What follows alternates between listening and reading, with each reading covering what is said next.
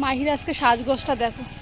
এই দেখো মাহির পাপা, এই যে মাহি। মাহি মাম্মা একটু তাকাও তো।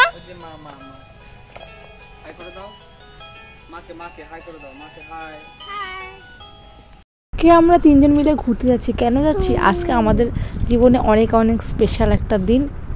কী দিন? সেটা হচ্ছে আমাদের বিবাহবার্ষিক। প্রতি বছরের না এই বছর আমরা যাচ্ছি একটু সময় বের করে মাইকে নিয়ে ঘুরতে। গত বছরও গেছিলাম, তোমাদের তো সঙ্গে শেয়ার করেছিলাম। এই বছর তো মাহি একটু অনেকটাই বড় হয়েছে, তাই না বলো? তাই ভাবলাম একটু দূরে যাব মাইকে নিয়ে। চলো কোথায় যাব তোমাদের সঙ্গে শেয়ার করবো। মাহি পিয়ানো বাজাচ্ছে।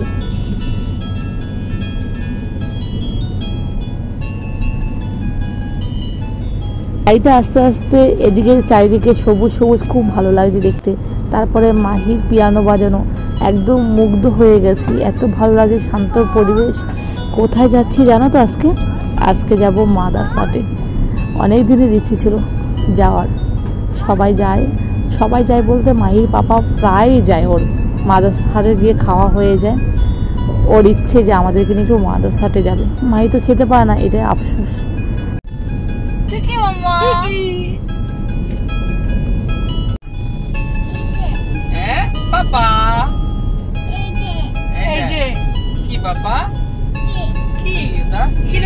স্কুল বাস, তুমি স্কুলে যাবা? যে মন্দির তুমি যাবা? ঠাকুরকে নব দিয়েছিল। স্কুল বাস ছিল তো ওই দিকটা তো দেখাচ্ছে। এই দেখো বাবা লোকনাথের মন্দির ক্রস করার পর ইউটার্ন যখন আমি নিচ্ছি বাইপাসে লেফট সাইডে এই মন্দিরটা দুর্গা মন্দির হোটেল আছে, দারুণ সুন্দর রেস্টুরেন্ট।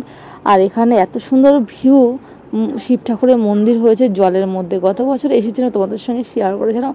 মাহি তখন ছোট্ট ছিল। মাহি সবার মতো হাঁটা শিখেছে, 2 বছর হয়ে গেছে অলরেডি। তো তখন কিন্তু এত সুন্দর ভিউ ছিল, ফুল ছিল, শীতকাল তখন জানুয়ারি মাস ছিল।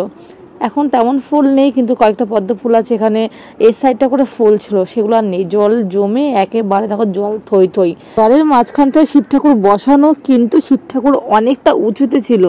কিন্তু দেখো শিব ঠাকুর পুরো লেভেল হয়ে গেছে জলটা।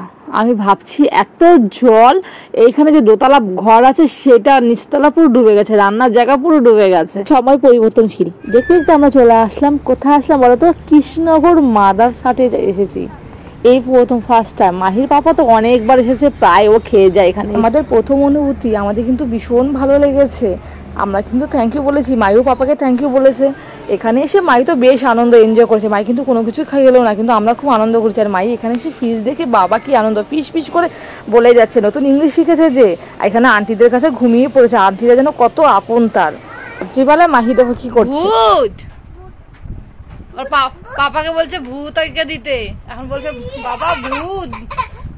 পাপা ভূত এঁকে দিচ্ছে, বলছে বাবা কি ভূত, মানে হাতগুলো বড় বড় পাপা এঁকে দিয়েছে। পাপা কেমন করে ভূত এঁকেছে দেখি তো একটু।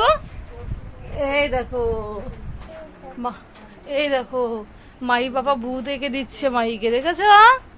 এই যেমন করে ভূত আঁকে, তাই না মাম্মা? ও কদিন ধরে শিখছে জানো না, কার্টুন দেখেছে, ভূতের মতো দেখতে মুখটা, তখনই বলে উঠছে ভূত ভূত ভূত।